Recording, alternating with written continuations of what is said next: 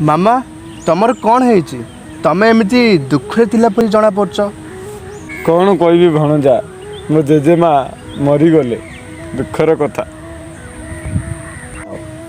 ନା ମାମା ନା, ତମ ଜେଜେମା ବଞ୍ଚିଛନ୍ତି, ମରିନାହାନ୍ତି। କେମିତି ବଞ୍ଚିଛନ୍ତି ଭଣଜା? ତମେ କହୁଛ ବଞ୍ଚିଛନ୍ତି କେମିତି? ଠିକ୍ ଅଛି ମାମା, ଶୁଣ, ଏଇ ଆତ୍ମାକୁ କୌଣସି ଅସ୍ତ୍ରଶସ୍ତ୍ର କାଟିପାରିବ ନାହିଁ, ଅଗ୍ନି ଜାଳିପାରିବ ନାହିଁ, ଜଳ ବୁଡ଼େଇ ପାରିବ ନାହିଁ, କିମ୍ବା ବାୟୁ ଶୁଖେଇ ପାରିବ ନାହିଁ। ଯଦି ତମେ କହୁଛ ଆତ୍ମାକୁ କୌଣସି ଅସ୍ତ୍ର ଶସ୍ତ୍ର କାଟିପାରିବ ନାହିଁ, ତେବେ ସେହି ଆତ୍ମାମାନଙ୍କ ମୃତ୍ୟୁ ହେଉଛି କାହିଁକି?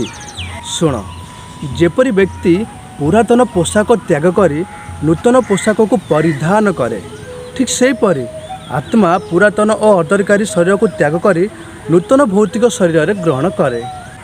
ଭଣଜା, ଯେ ଜନ୍ମ ହେଇଛି ତାର କ'ଣ ମୃତ୍ୟୁ ସୁନିଶ୍ଚିତ? ହଁ ମାମା, ଯିଏ ଜନ୍ମ ଲାଭ କରିଛି ତାର ମୃତ୍ୟୁ ସୁନିଶ୍ଚିତ, ଆଉ ଯିଏ ମୃତ୍ୟୁ ଲାଭ କରିଛି ତାର ଜନ୍ମ ନିଶ୍ଚିନ୍ତ। ଭଣଜା, ମୁଁ ଏବେ ବୁଝିଲି, ଏ ଆତ୍ମାର ଜନ୍ମ ନାହିଁ ବା ମୃତ୍ୟୁ ନାହିଁ, କିନ୍ତୁ ଏ ଶରୀରର ମୃତ୍ୟୁ ଅଛି, ଆତ୍ମାର ମୃତ୍ୟୁ ନାହିଁ। ତମେ ଠିକ୍ ବୁଝିଛ। ଏ ଆତ୍ମା ହେଉଛି ଅବିନାଶୀ, ଆତ୍ମା ହେଉଛି ଅମର, ଏ ଆତ୍ମାର ଅନ୍ତ ନାହିଁ କି ଆଦି ନାହିଁ।